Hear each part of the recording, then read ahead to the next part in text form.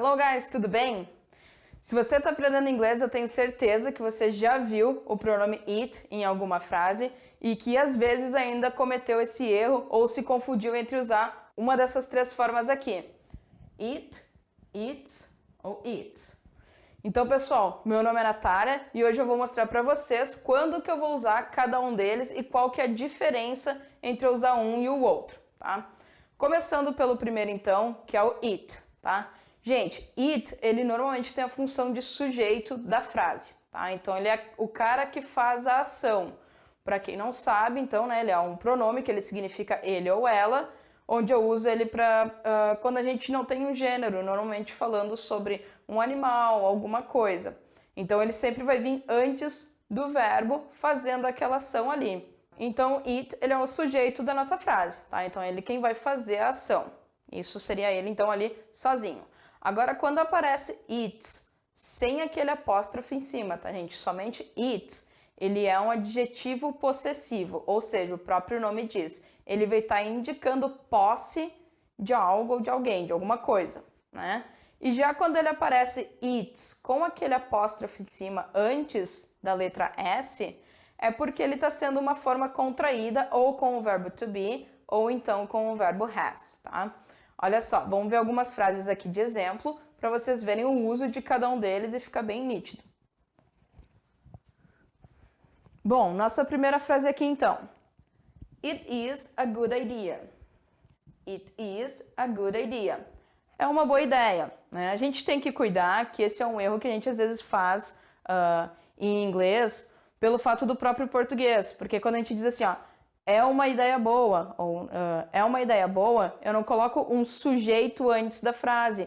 Em inglês eu tenho que colocar. Em inglês esse meu sujeito seria uma coisa. Isso é uma coisa boa, né? Então eu vou usar o meu it. It is a good idea.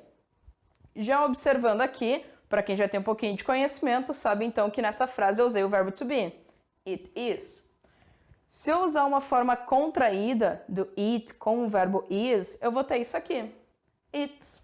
Tá? Então, it, quando tem esse apóstrofo aqui em cima, como eu disse antes, ele nada mais é do que o verbo to be contraído. Tá? Então, it's a good idea. É a mesma frase, né? Para quem ainda tem dúvida em relação a usar contraído ou não. Lembrar só que contraído ele é mais informal, mas o significado é o mesmo. Porém, a gente vai ter que ter cuidado quando acontecer isso aqui. It's worked a lot. It's worked a lot. Aqui, o meu S, essa contração, não é do verbo to be. Como é que eu consigo identificar? Meu próximo verbo que está aqui, que é o work, ele está conjugado, worked.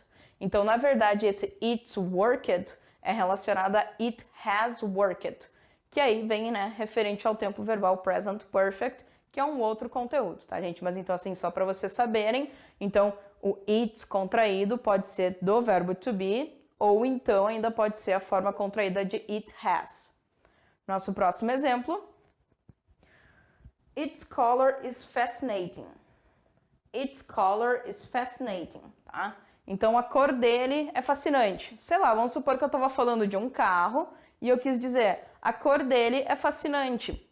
Como a cor dele, esse dele está se referindo ao carro, então está se referindo a it.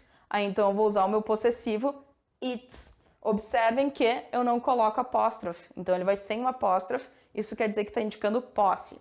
Mais uma frase. Brazil has its natural beauties. Brazil has its natural beauties. Brasil tem suas próprias belezas naturais. Então ali aquele it está se referindo às belezas que o Brasil tem, tá? Então, pessoal, essa foi a nossa dica de hoje. Espero que vocês não tenham ficado com nenhuma dúvida. Se gostarem do vídeo, deixem um like ali. E espero que agora vocês não confundam mais entre usar o it e o its.